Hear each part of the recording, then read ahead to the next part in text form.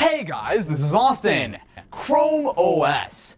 Ever since I got to take a look at the very first developer model, the CR48, all the way back in ye olden 2011, the first developer model came out back in 2011, which I got to take a little sneak peek at. The problem was the simplicity and the actual design was absolutely there. Get rid of all the legacy stuff of Mac OS and Windows in favor of something which is, who needs all the legacy bloat of Windows and Mac OS when there's a cleaner, simpler, which just works. Cleaner, more wholesome option. I feel like I'm trying to say that like Chrome OS is like the vegan option of laptops.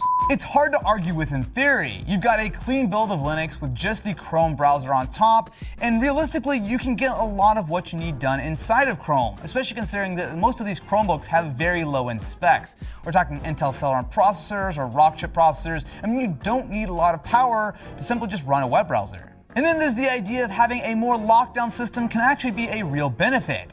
Sure, you probably know that you shouldn't really go visit sketchysite.org, but there are tons and tons of Chromebooks in schools where kids might not necessarily have that same level of forethought and thinking behind not opening every attachment and downloading every weird emoji pack that you can see. Well, I guess they do it on their phones, so, Stay safe. And think about it. Back in 2011. Hi, I'm Rebecca Black of 2011. This year was a huge year for YouTube. There were a fair few things you could do inside a web browser. These days, web apps have gotten much more powerful. And while it might have been a little bit of a struggle to do everything inside a web browser, these days I would argue it's actually a lot simpler. And I know personally, I can pretty much do everything on a day-to-day basis purely just inside a browser. I know personally, I spend a ton of time inside the browser every day with fairly intense web apps. So things like Spotify, Google Docs, Gmail, all these things run just fine on Chrome OS, and arguably that's sort of the main selling point. If you don't need all the extra cruft of a Windows-based PC, then Chrome really is simple, clean, and elegant. It's the vegan option of PCs. Sorry, not vegan, plant-based diet. I welcome all people on this channel to eat whatever they'd like. California has changed you. Yeah, there. But of course the question is, can you actually do everything you need inside Chrome OS? But the question is, can you actually live with Chrome OS?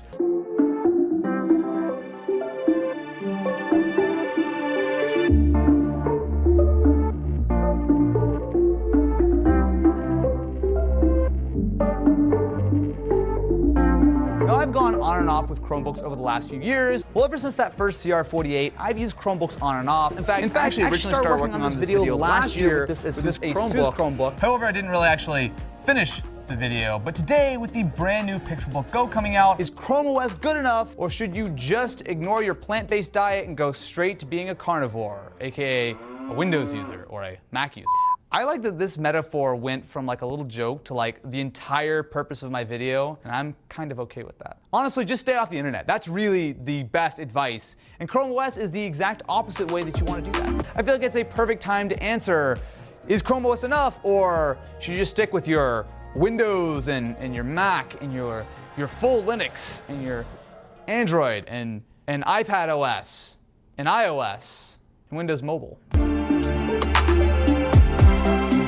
Let's start with the Pixelbook Go itself. This is the first time that Google has brought out their own first-party laptop in a couple years, if you don't count the Pixel Slate, and you shouldn't. And the nice thing here is that this hardware feels very, very premium. Now, the nice thing about this is that a lot of cheaper Chromebooks feel a little, shall we say, cheapy. Unlike a lot of cheapy Chromebooks, which, well, might have okay specs, but pretty poor build quality, this feels nice and sturdy. Whereas this is thin, it's incredibly lightweight. The important thing here is that in the hand, it feels like a solid piece of laptop hardware. I feel pretty confident in this lasting quite a while. It's made out of a finely painted magnesium, which is one of the things that helps it to be not only lightweight, but also it feels really nice. So it's got this sort of grippy finish. And as far as when you're looking for matte black things, this gets the MKBHD seal of approval. Well, actually it doesn't. I don't know.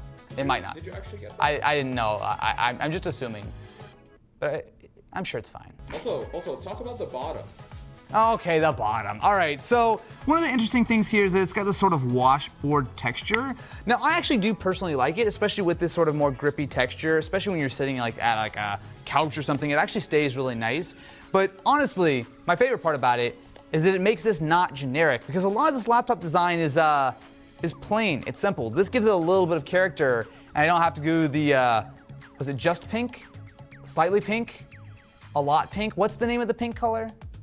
Very pink? Not pink? That's the Not pink, you're right, it's not, I think it's not pink. We have the internet. The not pink. If you're interested in the not pink Pixelbook Go, it's not available yet. You're also getting an excellent keyboard with great travel, and honestly, it's actually one of the quietest laptop keyboards I've ever used. And around on the sides, you actually get a pretty solid selection of ports for a Chromebook. A pair of USB-C ports, which can not only handle power, but they also can do data, as well as each can handle a 4K display, which I tested, and it actually works. Not that lots of people with Chromebooks are probably using multiple 4K displays. Is that a little unrealistic of a use case? It works. At least one, a TV. Yeah? No, it is certainly not perfect. The specs are, shall we say, not exactly blisteringly fast. Now I have the base model here, which comes with a dual-core Core M3 processor, 8 gigs of RAM, as well as 64 gigs of storage. And considering that we're just, web browsing, it's fine. But at $650, you're definitely paying a lot for this design, and you're not spending a lot of money on the actual spec inside. The screen is also fine. It's a 1080p 13-inch touchscreen, and while the brightness and the viewing angles are fine, the bezels are a little bit thick on this guy, and something I really missed from the original Pixelbook is the ability to actually use a full 2-in-1 design. This guy just does, that's fine, it's a normal laptop, but I just kind of expect a little bit more, especially considering just how thin and light this laptop is. You actually could legitimately use it as a pretty useful 2-in-1, but you can't. Wah, wah, wah. Honestly, my biggest problem with this hardware is just the price. At $650 for the base model, that's a lot of money for a Chromebook. And this thing gets incredibly expensive as you start to add upgrades like a Core i5, more storage, there's a 4K display option, which is like $1,400. Like, it just doesn't make a lot of sense. $1,400. Okay, no. The entire laptop costs $1,400 when you upgrade, but it's very expensive. The thing is, though, is that there are other Chromebooks on the market which have very similar specs for far less money.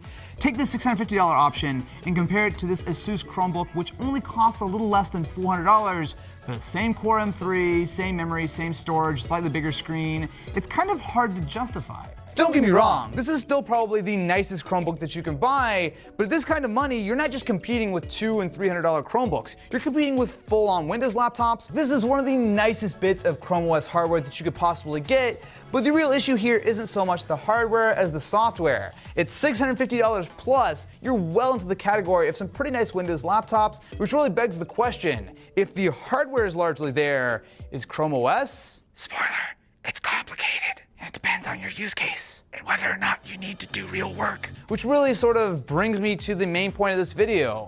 While the hardware might be here, is Chrome OS really ready to replace your Windows or Mac? It's kind of complicated, and it depends on your use case. But I'm gonna explain that, not just whisper it to you. The easy answer is, actually, a lot of people can use a Chromebook every day, provided you do have one with at least sort of decent specs like this guy. A lot of people absolutely can use a Chromebook every day, especially if you have one with decent specs like the Pixelbook. Now, in addition to the fairly wide range of web apps out there, you also do have access to most Android apps using the Play Store. Now, I say most, some aren't compatible, but generally speaking, this goes a long way toward plugging the gaps where things like Slack, for example, or something that doesn't have necessarily a good web app, will generally have at least a passable Android version. Now, of course, these are still Android apps running on a Chromebook, which means that the quality is maybe not quite as nice as, say, a native Mac or Windows app. So the main problem is that you can see a lot of these things. For example, Twitter's a really big offender. It looks fine when you have it sort of squished to the side of the screen, but the second you go full screen with it, it looks ridiculous. And especially when it comes to things like text scaling and performance, it's fine, it's usable, but it is not as good as the native apps that you might be used to. Although, there are a few examples of apps which do run really well on Chrome OS. I know Adobe's Lightroom in particular has been designed, obviously it's based on the Android app, but there are a lot of optimizations specifically for a large screen keyboard trackpad for Chrome OS. Then you got some other stuff which is nice. So there's a full file browser, and there's even a fairly rudimentary version of Linux that you can install, which while not full blown or anything, is definitely a nice little feature. Chrome OS has grown up, and it's grown up in a pretty big way. And yet, at the end of the day, These are sort of features that have been tacked on to the main focus, which of course is the Chrome browser. A lot of things that aren't going to work inside Chrome are going to only be sort of passable outside of it, if not a straight up deal breaker for some people. It very much depends on who you are and what you expect out of a computer. Sometimes though, there are just no ways around the limitations of a Chrome OS device. Now sure, if you can do a lot of basic tasks on a Chromebook, more power to you, but I think the issue here is that a lot of people can do a lot of this stuff on mobile devices, such as phones and tablets. Really, when you come to a PC, a lot of times that's because you need a specific feature. Whether you're doing CAD or video editing or you're doing Photoshop, all of these things, generally speaking, require a fairly beefy PC. And Chromebooks kind of feel like this middle stepchild, which is an unfortunate thing to be both the middle and the stepchild, but it's a little bit of a harder thing to justify. I'm sorry, did I just offend? Did I just offend middle stepchildren? I think you did. I mean, it's okay. You can be a middle stepchild and still be loved. You can be ginger and still be loved, so I don't see why not. This is where your specific use case really matters. If you're spending all day long writing like Google Docs and watching YouTube, then a sub $400 Chromebook is a pretty solid pickup. However, for a lot of other people, I would argue that something like a base iPad actually can do a lot of the same things, in some cases can do even more. And of course, if you need to do anything more intensive, then you're pretty much going to have to go straight to a Mac or a PC. And that's where the sales pitch and the whole idea of picking up something especially as expensive as the Pixelbook starts to fall apart. The thing is, we don't live in a vacuum. It's not 2011 anymore. And Windows and Mac, but specifically Windows 10, has made a ton of strides towards sort of fending off the Chromebook onslaught. While that first CR48 showed a lot of promise, Windows has absolutely filled a lot of the void that Chromebooks started to pick up in those early days. I mean, when Chromebooks first came out, one of the major advantages, and even to this day, has been in the price category. Put simply, you could get a very, very cheap Chromebook because all it needs to do is run a web browser. Nowadays though, Windows 10 laptops have actually come down a lot in price, and while a lot of the laptops have pretty crappy hardware and not much in the way of screens or specs or anything, but the important thing is they're about the same price as a Chromebook, and generally speaking, of course, you're getting a full version of Windows as opposed to a more limited operating system in Chrome OS. There's certainly advantages here, but when you put it all together, while it's definitely going to be meant for some people, in large part, it doesn't feel like we're that far away from that 2011 vision, and the rest of the world has definitely grown up. Speaking of things that you can't do on a Chromebook, this video is actually part of an editing challenge between a Mac and a PC, and between iJustine and Linus. And as of recording this, I have no idea who won and which actually was the edit that we used to post this video. So you can feel free to check that out over here. I'm actually very curious to see how this video came out. And if it sucks, you can blame them. Justine will probably win though, because Final Cut's better. Final Cut is better. Oh wait, no, I can't say that. All right, goodbye. Thanks for editing my video. Hopefully it wasn't that long. And I believe in you. You're gonna win this. You've definitely got this. I believe in you. Justine. I'm talking to everyone who's watching this, whoever actually ends up editing this, I have no idea. And make sure to make me look good.